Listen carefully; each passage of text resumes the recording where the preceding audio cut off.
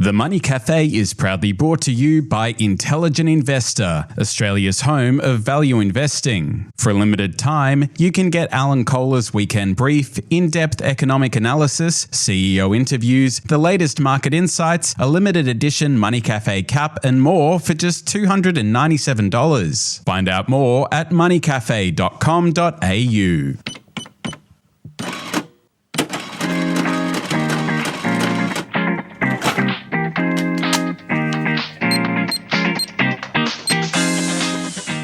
Hello, I'm Alan Kohler, Editor-at-Large of Intelligent Investor and finance presenter and columnist for the ABC. And I'm Stephen Mayne, contributor at Intelligent Investor, founder of Crikey and shareholder activist.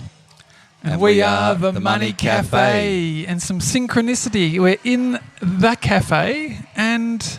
we're in Arthur's Milk Bar, which is owned by Marcus Pontempelli and his partner. The champion footballer for the Western Bulldogs. Correct. Who played a stunning game on the weekend, I think.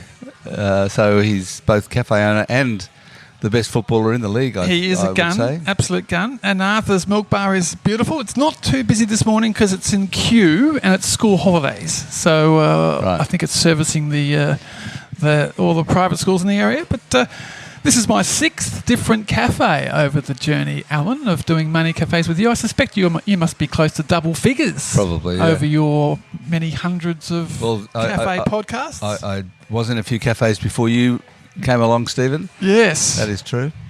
Yes. So we're sitting here with our new Money Cafe caps. Indeed. Which are splendid items. Thanks to Greg for organising them. They are very nice, black with a bit of white lace and type. So yes. People get those if they sign up. Subscribe to Essentials package, which is basically, just to give it a little plug now. The Essentials package at Intelligent Investor is my weekend briefing, which is a monster product, as you know, and CEO interviews. That's finance. So no, the talking finance. Talking finance. CEO podcast. Interviews, podcasts, stock tips, the whole box and dice. But people who haven't seen it, that I always say, 7 o'clock every Saturday morning, it pops into your inbox, and I always call it the best weekend read on all things business, finance, and markets, which is Alan's 6,000 word opus, and then a few diversions and links to interesting reading and your favourite music videos and all sorts of... And it takes me all week to do it. And you get up at 4 o'clock in the morning on Saturday to finish it off every week. 4:30, yep, I do. So just to get that, you get a Money Café cap. The trouble is, the reason I get up is because I don't want it to go out at 7 o'clock and something's happened overnight that I haven't seen, And the day I don't get up is when the market falls 10%. Correct. And this is the dichotomy we're in this morning, Alan, because we're sitting here at 8 o'clock and Trump is going to end a civilization at 10 o'clock when his deadline, the fourth deadline, expires, after which he's going to blow Iran back into the Stone Age. And this was a post on Truth Social last night, which and he said that he hopes it doesn't happen, but it probably will. A whole civilization will die tonight, unquote. So... the stable genius is about as mad as ever, I think, in his pronouncements over the last week, starting with that 20-minute address. I think we're learning in the last week what a catastrophe his election was for America, really. I mean, he's completely, I don't know quite how to put it. I mean, he's just barking mad. Barking mad, okay. And then, so you look for the stable. Where's the stabilisation? Where's the sensible voice around him? So Deputy President J.D. Vance is currently in Hungary trying to interfere with the Hungarian elections to prop up Putin's mate Viktor Orban. I mean, that is where America is at the moment. Yeah. Anyway, markets. So look, the Wall Street's closed steady overnight. Oil's at 103. So the market's obviously not pricing in a wipeout of Iran's power plants and bridges, and then a respondent wipeout of all Middle Eastern gas and oil facilities. Nor are they pricing in a reopening of the Strait of Hormuz, because the price of West Texas crude, as I noted on the news last night, went to $115 a barrel yesterday, which was a new record high. and a premium to Brent, which is very rare. Usually Brent crude, which is from the North Sea, is trades at a premium to West Texas. That's flipped, and apparently the reason for that is because West Texas is being used by speculators as the main vehicle for speculating about the war in Iran. I'm not sure why that would be, but there you go. That seems to be what's happening. And it all is, obviously it all affects our petrol prices. Diesel is up 83% since the war began in Australia. I'm going to put a fuel surcharge on my invoice for coming to today's Money Café, Alan. I mean, having to drive all the way to Kew with massively expensive petrol prices, unlike people like you with your EV, you can just glide over. Doesn't cost you anything. I just glide over. It doesn't cost me anything apart from a bit of electricity. I was surprised the EV sales weren't even higher in March. Like they were... Oh, pretty high. They were high.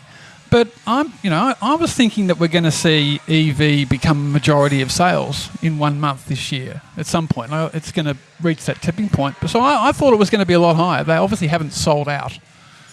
Well, China has become Australia's largest supplier of cars. That was an interesting graph on the news last night. 25%. Yeah, 25%. Just past Japan at 24%. Yeah. That's quite a moment, isn't it? It is, I think. So, that is a moment. Yeah. Anyway, listen, we probably better conclude what's going to happen in Iran, and I mean, that's the thing that nobody knows. To know. We need to say what's going to happen. Unfortunately, everybody, we just don't know. It's funny. I went to the footy on Saturday with a mate who services the markets. And he's hired What do you mean he services? Well, he the does markets? newsletters, and he gives advice to investors, and quite a big guy. He's got 10 people on his team. Something. He's hired a retired commander or something, and he's just so angry. He wants to retire, and he hates Trump because he can't pick it. None of the professionals can pick it because it's not rational. So everyone is used to talking about markets. There's normally fact, stats, rationality. This is confounding everyone because nobody actually really knows. Yet we have to fill the airtime as if we do, Alan. And we don't. No, we do not. So what do we do? Well, the thing is... Don't go to cash. 100% cash. Don't panic. Carry on. It'll be all right. But the key issue is, do the Straits of Hormuz open or not? That's kind of the main thing. I mean, Ray Dalio, the Bridgewater Associates hedge fund manager, billionaire, posted a piece this morning in which he said where it's 13, a world war has 13 phases, we're at number 9 or something, and he's kind of saying that this is a world war that's going to go on for a long time. So, okay, that's a big picture, right? Ray Dalio is sounding very confident in his predictions that he has no idea about. He's big on big pictures. But, okay, so the Straits of Hormuz, will it open or not? I think what's going on now is that the Straits of Hormuz is going to be a toll booth. And I've got no problems with that. I mean, big ships pay $500,000 to go through the Suez Canal to the Egyptian government. They pay a couple of $100,000 to go through the Panama Canal to it's largely the private operators these days. But the difference is that they're man-made. So they took 10 years to build and cost, in today's dollars, many, many billions. Whereas this would be a precedent where natural geography is getting told. But look, it's the most important choke point in the world. If that's the price of getting the damn thing open, just pay the toll for a bit. I mean, the Iranians have suffered tens of billions of dollars of damage. There is probably a case that they try and get some cash back to pay for rebuilding the country. But it's interesting because there are a number of choke points around the world. This is an interesting precedent. If this happens and Iran gets away with tolling the Strait of Hormuz, then, Yemen will probably toll the entrance to the Red Sea. Or the entrance to Port Phillip Bay. Put a toll on it. Sydney Harbour. Why not? Torres Strait. Right. South China Sea, that's a big one. But a lot of iron ore going through there. Yeah. So you can see why global shipping is talking about unimpeded shipping lanes and not wanting to set a precedent. So they don't want to set a precedent. But this is the first time that something has been so important has been shut off for so long. Yeah. So hence unprecedented times warrant unprecedented responses. And okay, first toll, just get the damn thing open. Yeah. Anyway, Okay. So, all right. now, what else has been going on? You've got AGM season coming up, haven't you? Yeah, look, mini season and Mini season. Mini season. So the companies that have a December 31 balance day, and that's about 15-20% of them. And interestingly, the big four oil and gas stocks are all in that category. So we've got Santos on April the 16th, Dinosaur physical meeting in Adelaide, Woodside April 23, Ampol May 14, and Viva Energy May 21. And I was looking at the numbers because I reckon that Jim Chalmers may go for the gas super profits tax in the budget. After the states all agree to hand back their GST windfall, I reckon that sets it up. If the feds have taken a hit, if the states have taken a hit, why can't oil and gas help deal with this situation? So I reckon it's coming. And I'll have a look at the numbers. Woodside has net assets of 40 billion, the market cap 68. So there is 28 billion of, you'd argue, excess profit. And Santos has got net assets of 15.6, market cap 26 billion. So these will be interesting questions at their AGMs, but the most exciting AGM of the mini season is going to be ARN Media in the North Sydney office where Carl and Jackie O used to perform. So they're holding the AGM at the studios or the same building. Yeah. And the chairman, he is a very brave man, Hamish McClellan, because he's up for election. And he only owns $17,000 worth of shares. $17,000 worth of shares, and he's paid $325,000 a year in cash. And he did the deal. His name is on the contract. And this is a company that rejected a takeover at $3.8 billion in 2007. $3.8 billion, and now is capitalised at $73 million. And is being sued by two radio stars for $80 million each. And the chairman who signed the deal is seeking re-election. But he is a mate of the Murdochs. The Murdochs are the second biggest shareholder, and along with Kerry Stokes, and they own 30% between them. So will Camp Stokes and Camp Murdoch save a Murdoch man in Hamish McClellan, who's also Murdoch's chair of REA Group? And so then you've got the whole debate about Kyle and Jackie O. So I've asked about Kyle and Jackie O the last three AGMs. I'm the only shareholder who asks about their vile content and why aren't you sacking them. And this year, every man and his dog's going to be there asking those questions. Yeah, right. You're going to be there, are you? Well, it's a hybrid. So it's a 9 a.m. hybrid. So, it's $500 to go there and back, fuel surcharges. So I'll probably be on the phone in my PJs from home. But at least they haven't. So normally companies in crisis cancel the hybrid and they just go physical and force you to turn up. So at least they've stuck with the formula. And so Murdochs and Stokes only own 30% between them, is that right? About that, yeah. So he could still get knocked off, even with them in favour. Could, but normally 30% is enough to save the day. It'll be close. But he should get voted off. I mean, he was also the executive chair of Channel 10 at one point. They went broke too. He was chair of Australian Rugby Union. That didn't work out too well, but he's done well at REA Group. So do you think Jackie O and Kyle will win their lawsuits? I'm not a close follower of this, so I wouldn't know. I mean, the trick, now that they're working together again and they're both suing for $80 their strength is in being a team, because obviously they had a shocking contract and they just tried to get out of it by claiming they were fighting. So they just have to say, hey, we're not fighting anymore, we're ready to work. Keep giving us each $10 million a year. Oh, but we're going to go broke. Too bad, that's your fault. So, but good on Kyle. I mean, he's taking on Stokes, Murdoch and the world. And he's going, pay up. You signed. So they could send the company broke. They could. Yeah. Right. Big judgment. I mean, they've already got 1.3 billion of accumulated losses on the balance sheet. Old media's going, dying. Radio, the whole of Channel 9 sold off all their talk stations for 56 million, having put them together for 600 million. I mean, the radio business is dead.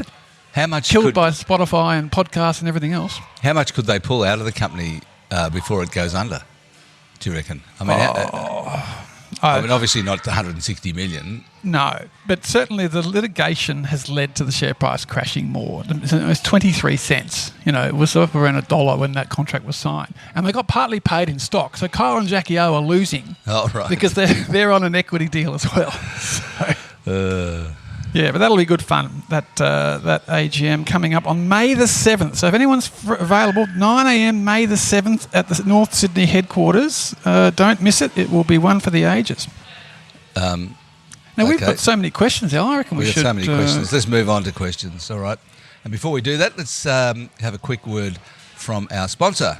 If you're listening to the Money Café, you're probably the kind of person who doesn't want to be caught out by the next big shift. Whether it's AI, a policy change that hits your hip pocket, or a market move that catches most people off guard. Right now, Money Café listeners can get a special deal on Intelligent Investor Essentials. For just $297, you'll get Alan Kohler's Weekend Brief, the latest market and economic updates, and subscriber-only podcasts, including CEO interviews and Talking Finance, with in-depth interviews on business, the economy, and investing. And when you sign up, you'll also get a limited edition Money Café cap plus 3 months of Intelligent Investor Premium. That's $726 of value for just $297. Go to moneycafe.com.au to claim it before it ends. T's and C's apply. Now, before we do the questions, just a warning that what we're giving here is general advice. We don't know you, so we can't give personal advice. We're not licensed to do that. And it's really not even general advice, let's face it. It's finger in the air advice. So now, look, the first question, we've got 2 questions from Megan and Janet.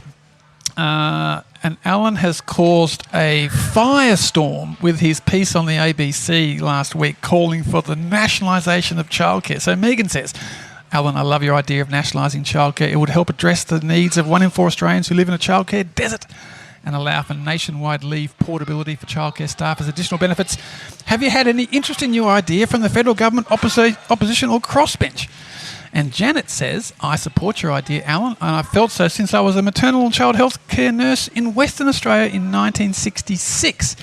I'm now 85 years old, unable to get meals at home because of the mess in aged care. What has happened to the lucky country? So, Alan, take us through this. You've done this 2-minute piece. Have you had any reaction? Have people celebrated your... What's happened? Colossal reaction to it. Well, I mean on Twitter, /X. So much abuse. So much abuse. The most abuse you've ever received? Probably, although that's a high bar. You are an agent provocateur. You like to stir the pot, but this one's really kicked over the beehive, have you? You're a communist, aren't you? You're a nationalising communist. That's right. The ABC is full of communists, and I'm just one of them. And fair enough. Okay. Now look. Clearly the problem. There's a problem with childcare and kindergarten in this country. It's really expensive. There is a subsidy from the government, which assists very low-income families. The trouble is that the taper falls pretty steeply, and if you're reasonably well paid and you have a big mortgage, you're not getting much subsidy for childcare and you're struggling. And so what it's really doing is hurting the middle classes to a very kind of large extent. And I think that the most people who look at it, the Productivity Commission did a report on it and recommended that the subsidy be increased to a flat 90% or 100% for some and change the taper.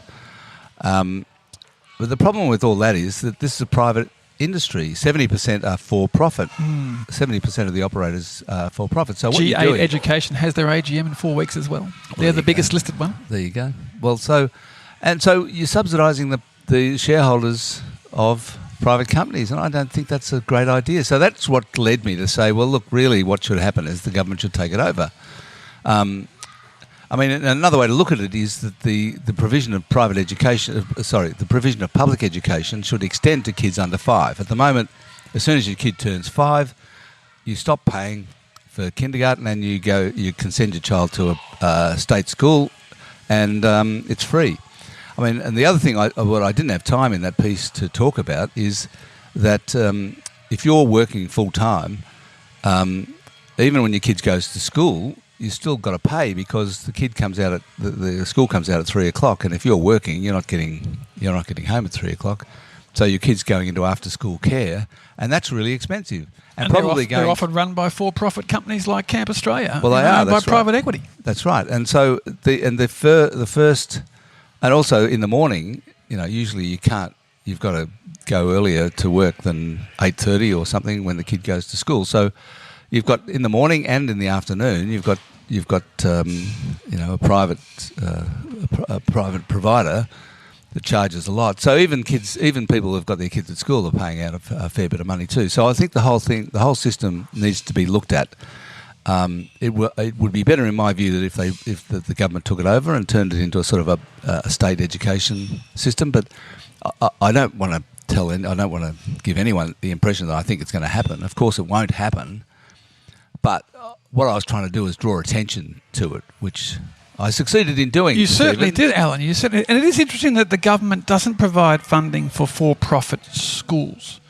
Like, you have to be a not-for-profit. So even the King's College or Scotch College, even the most exclusive schools, they qualify for government funding because they're not-for-profits, which strictly speaking is not for distribution. Because they can make a profit, they just can't distribute it to the members. And also donations to them are tax deductible. So, and none of that works unless they're not-for-profit. So that doesn't apply to kindergarten and childcare. Yeah. So you could just say, let's borrow the policy of no funding for-profits and expand that from schools to childcare, and that would wipe out the industry overnight. You'd still have not-for-profits like Good Start and others doing it, but is it really fair to ban a for-profit company? Are you saying they're so evil that they can't be trusted? No, I'm not saying they're evil. No, it's just that, well, mind you, there have been some problems with pedophiles. Big problems. Let's face it. Yes.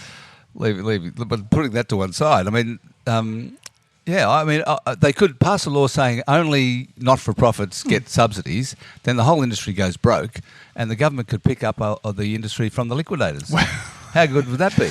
But it is, I mean, the question of banning, I mean, Cricket Australia is currently looking at privatising the Big Bash, because at the moment it's banned. Private operators are banned. You have to be not-for-profits owned by the state cricket associations. And I'm about to lodge a board nomination for the Brisbane Broncos, which is an ASX-listed company controlled by News Corp. My platform is going to be private operators should be banned in the NRL like they're banned in the AFL, and Cricket Australia should not privatise. So it is an interesting general discussion about sectors from sport to childcare to education where you ban or you don't ban profit and private companies, and you insist on having not-for-profits or whatever. So you're saying get the for-profit operators like G8 out, and you wouldn't mind not-for-profits, but you just prefer it to be bolted onto the public education system effectively. Effectively, that's right. That's what I think. Yeah. And I'm going to vote for you at the Brisbane Broncos. Well, Stephen, I mean, I think you'll make a magnificent director, if that's what they're called. Are they called directors or governors or something? Regular directors, yeah. Public company, So they won the flag, so there won't be a lot of anger in the room when I run. But anyway.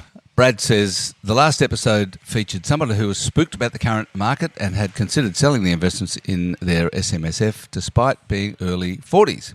This sounded like a person that should not own an SMSF. I would argue SMSFs are generally more expensive, less diversified, more time-consuming, have members that are underinsured.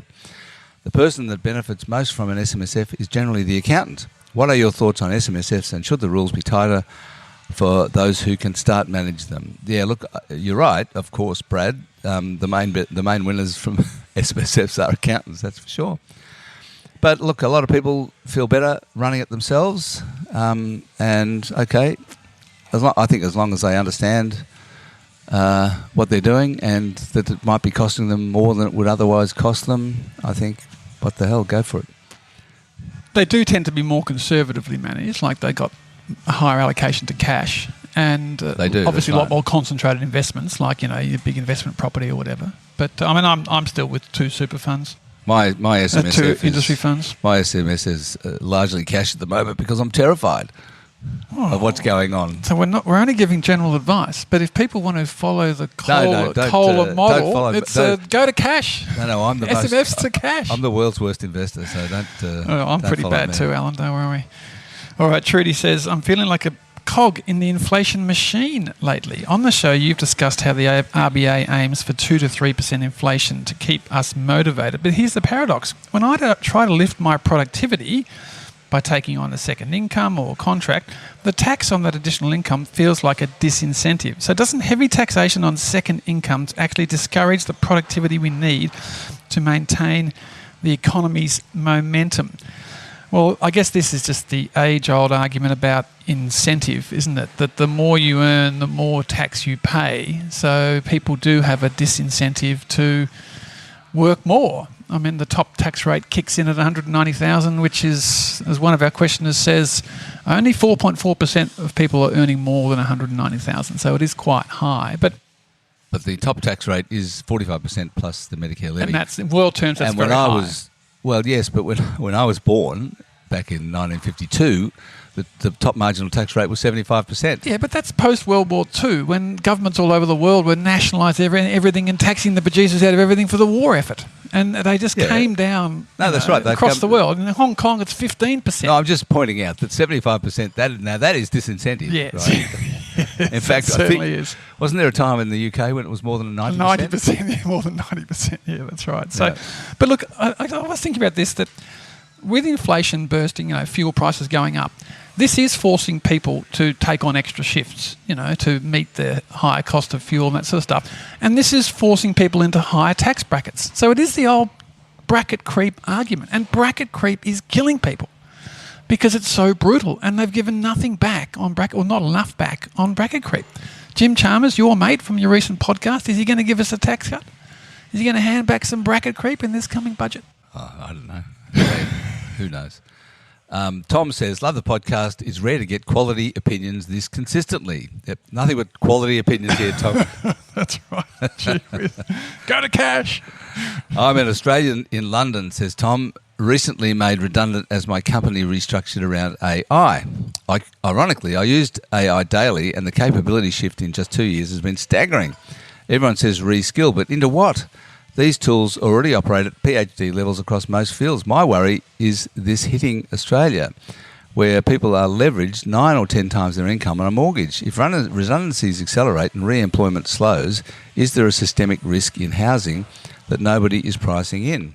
I think it's a good point, Tom, and I interviewed Jim Chalmers recently and asked him about AI. He doesn't think it's going to be a problem. This afternoon I'll be recording a piece on the employment effects of AI for the ABC to run on next Sunday. It's my next ABC Sunday. Beehive you're kicking over. Don't say there's going to be 30% unemployment, please. No, I'm saying I don't know. I don't think anybody knows. This is the problem. I'm starting the piece with a couple of grabs. One from somebody who says there'll be 20% unemployment, and somebody else who says it'll be fine. It's only going to reshape jobs, not going to erase them, right? Yeah.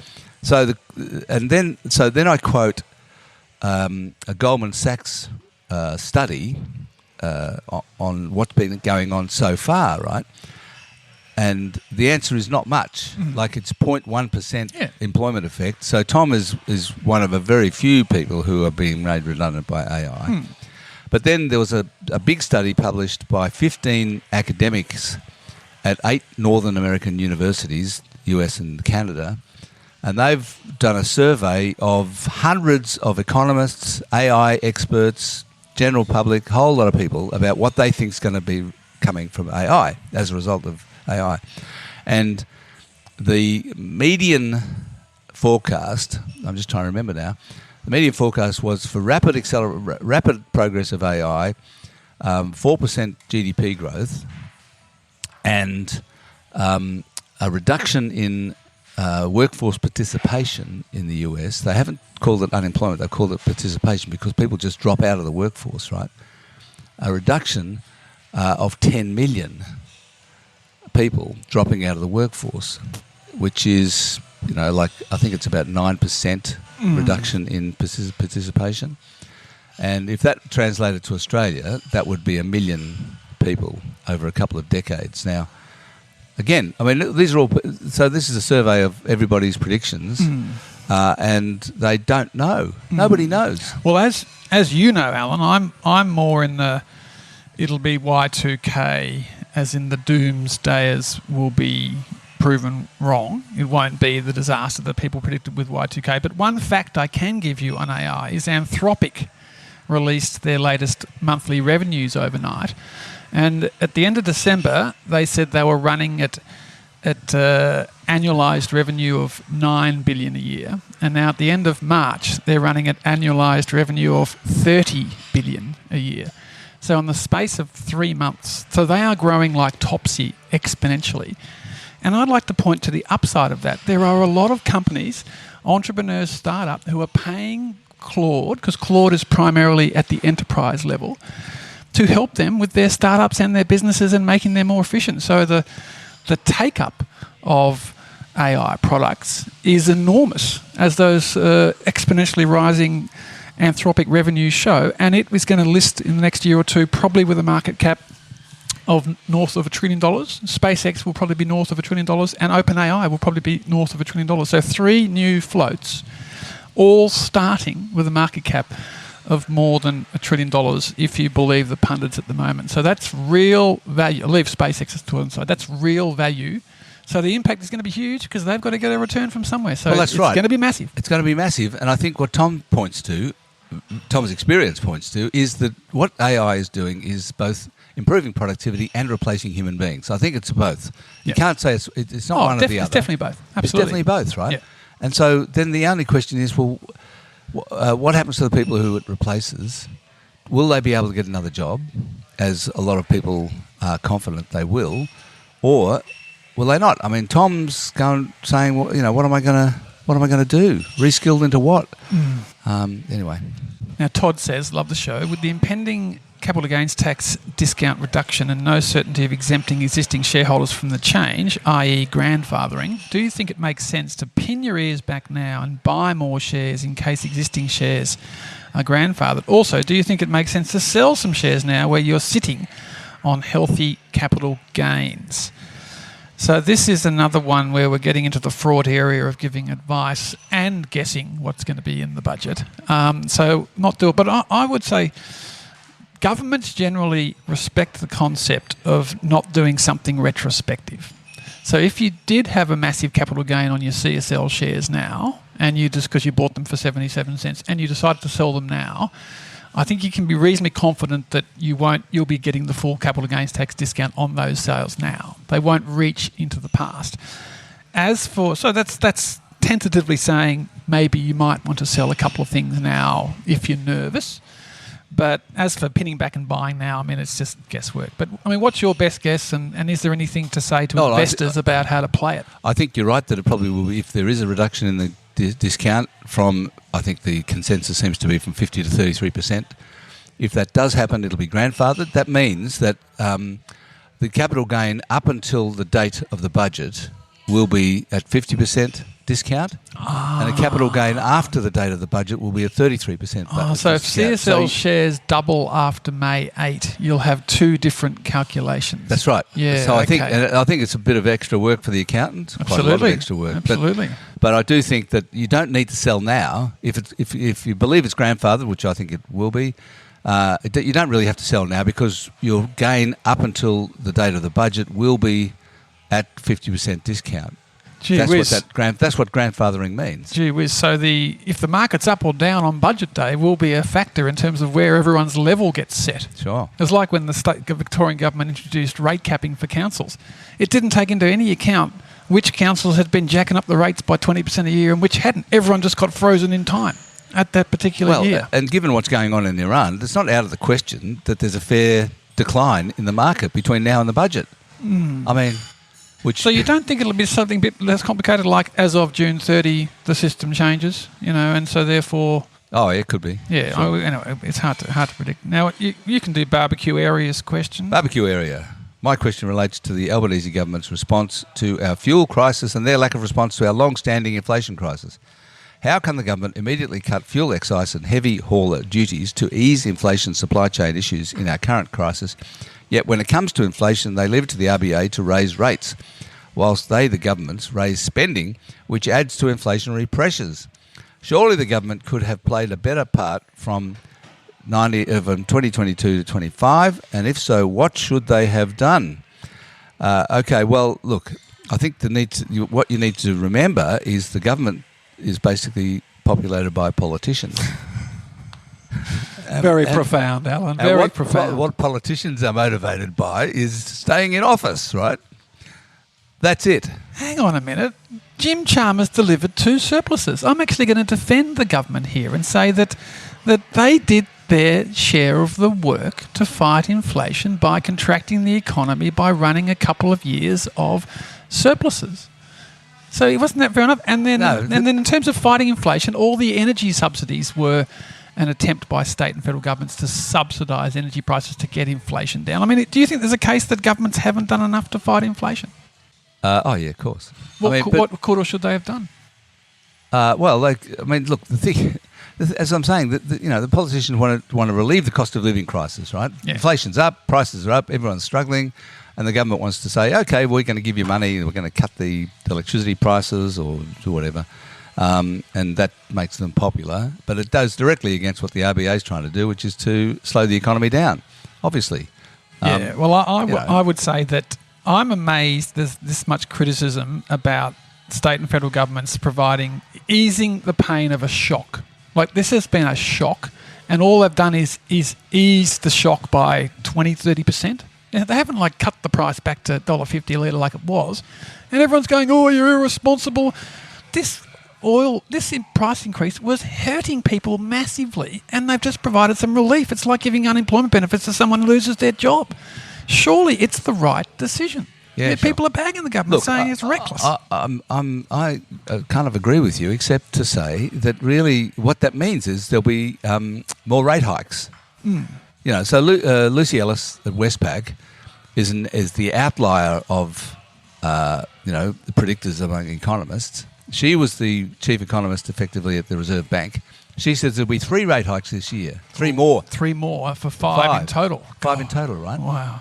So what and I think part of the reason for that, I haven't spoken to her about this, but I imagine part of the reason for that is that the cut in fuel excise is equivalent to a rate cut, right? And so what that means is that the fuel excise reduction means that the burden is going to be more put upon borrowers. So those with a mortgage will do more of the heavy lifting. Yep. While motorists, and presumably, obviously, they're also people with a mortgage, get a bit of a benefit. And inequality will get worse because the people who don't have a lot will be paying truckloads more on their mortgage. Exactly. Now, Scott says over the past few decades, the price of the average home has gone from around 4 times the average weekly wage to roughly double that. Yet agent commissions in metro markets still often sit at 2 to 3%. At what point do we admit this model is no longer tied to the actual work involved, and what should replace it? Well, if you don't pay 2 to 3%, everybody, just never. Just tell the agent you're not paying 2%.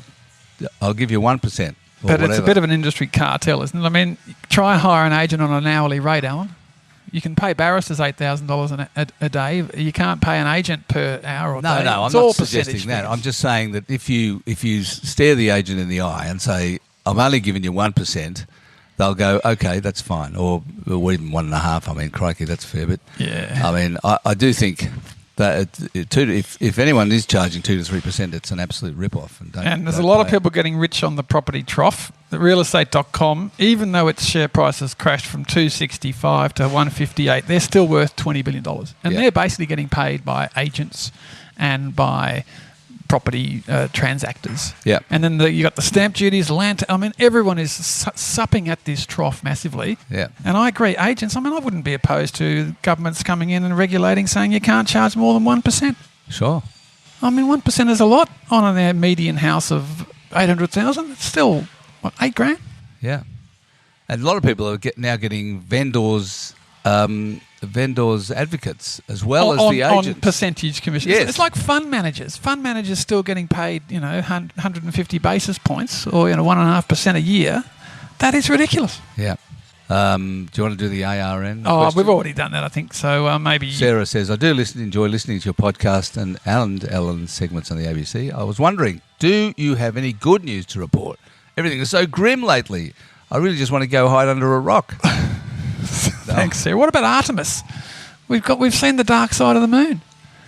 I mean, I'm a moon baby. I was born July 23, 1969. That was when Neil Armstrong was just careering back into land in the ocean. Right. And they only went again 6 years later. They haven't been to the moon for 50 damn years. And we've finally gone around the moon and we've seen the dark side. That is good news, Sarah. That is humanity progressing.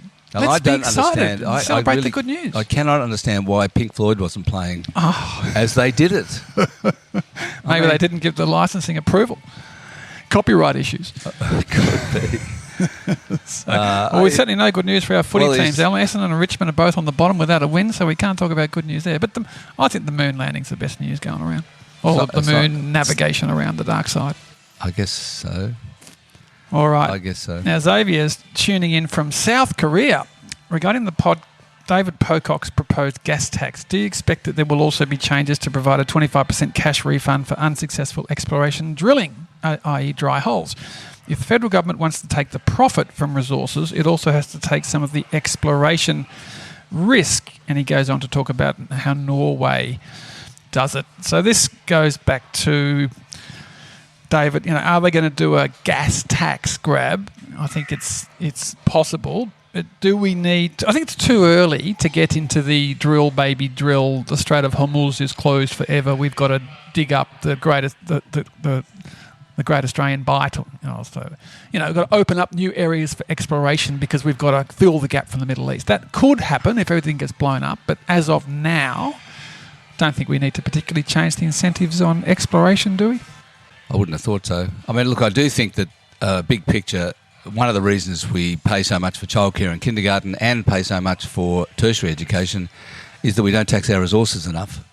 I mean, I think countries like Norway and other countries that have higher levels of taxation on, those who can afford it, tend to have freer, better education systems that are free, and better welfare systems than we do. And WA is the worst offender at that. Their taxes, their iron ore and gold royalties are ridiculously low. I mean, Broome should be Dubai. Broome should be skyscrapers and luxury hotels everywhere, funded by the literally trillions of dollars of wealth in those red dust, the iron ore. Instead, it all goes down to Perth or gets burgled by Canberra, and you're struggling to find a community centre in Port Hedland. None of the riches have gone to the owners or the areas where those riches have been extracted from. How terrific would that be? Dubai at Broome. It's like... What a bloody horror show. Kicking Stephen. over another beehive. Go with that one on the ABC, Alan. Yeah. All right, your turn. No. Last question. Last question, righto. What do we do? Warwick, perhaps? Yeah, Warwick says, I feel the NDIS is usually talked about, in economic terms at least, of being a massive black hole for the federal budget. I'd appreciate your comments through the lens of it being a stimulus to small business across the country, importantly in rural and regional areas. I see local exercise physicians, carers, overwhelmingly women, transport drivers, and even the construction industry benefiting from the funding provided to recipients, whereas most people seem to think the funds somehow stop with the recipient. For what it's worth, I'm not a recipient, just an observation. I've just had an epiphany, Alan. Gillard and Shorten, they were visionaries. They could see the AI jobs wipeout coming down the line. So they created the NDIS as a job creation program to fill the gap from the AI wipeout. Look, I'm being facetious, obviously, but look, it's rising at 10% a year. It's costing the budget $50 billion. There's 800,000 beneficiaries. It's the world's most generous NDIS scheme, and a lot of people get employed, particularly in rural areas. So Warwick is right, but you still can't ignore the value for money, fairness and equity question, because for every dollar that goes into the NDIS, there's a dollar less for childcare. It's all about options and where you prioritise the allocation of a scarce resource. Yeah, that's right. So, look, I agree. I mean, and I think, and I put this to Jim Chalmers in our interview, was, does he think the NDIS, given that it's growing much more quickly than expected, than planned, doesn't that mean that it was poorly designed? Because, they designed it, they had one kind of set of forecasts and expectations, and it's blown that out. So obviously, it seems to me obvious that it was poorly designed. So the NDIS is great, it just wasn't well designed. So they probably need to change. I mean, the government acknowledges this. They need to fix it. They need to change the design of it in some way that keeps it under better control. And obviously the key problem is the extent of autism diagnosis, and I think ADHD is going on it as well. Is that right? So those kind of things are much larger than expected. Well, okay, think about that. I mean, do we just let it happen and say, as our questioner says, that it's just a stimulus to the economy and away you go? That's fine, because if you do, then the money's got to be found. You've got to fund it somehow. I do think there's an argument that it shouldn't be overtaking Medicare. I mean, Medicare is available to everyone. The NDIS goes to 800,000 people only. It only deals with a minority of the population, whereas free public education, these things are universal and everyone benefits from them. So it is a very large amount of money to spend on 800,000 people. And, but look, once something's in, it's very hard to take it away. So I think you've just got to try and manage the speed of it. And we won't be putting dental into Medicare anytime soon with the budget in deficit. But I think we're done, boss. And the Bont in Arthur's Milk Bar here. We haven't seen the Bont yet. Where is he? We haven't seen him. We thought we'd get a VIP visit from the Bont today, but he's having a sleep in. We'll have to come. Well, he works hard. He does. Wonder if he's got an SMSF. Probably. Well, he has good staff. Excellent staff. Great coffees, good pastries here. Good pastries. You haven't eaten any of your pastries. Well, I'm about to tuck in. It's hard to talk and eat at the same time with the headphones on, boss, but I can't even wear my Money Café hat with these headphones on. So we'll take our headphones off, put our hats on and tuck into these beautiful Bont pastries. Very good. Thanks, everyone, for listening to today's episode of the Money Café. I'll be back next week with James Thompson. I'm not sure we'll be in the Bont's Cafe again, but never mind. We'll send in your question and we'll answer it and if you email themoneycafe@intelligentinvestor.com.au. Until then, I'm Alan Kohler, Editor-at-Large of Intelligent Investor and finance presenter and columnist for the ABC. And I'm Stephen Mayne, contributor at Intelligent Investor, founder of Crikey and shareholder activist. Thanks for listening to The Money Café. If you want a little extra to take away with your latte, try Intelligent Investor Essentials. Go to moneycafe.com.au. For just $297, you'll get my weekend briefing at 7 a.m. on Saturday morning, Talking Finance podcast, CEO interviews, plus a Money Café cap, splendid thing it is, and 3 months of premium. That's Intelligent Investor Premium. It's a great deal. It's valued at $727 for just $297. Get in quick at moneycafe.com.au and T's and C's apply.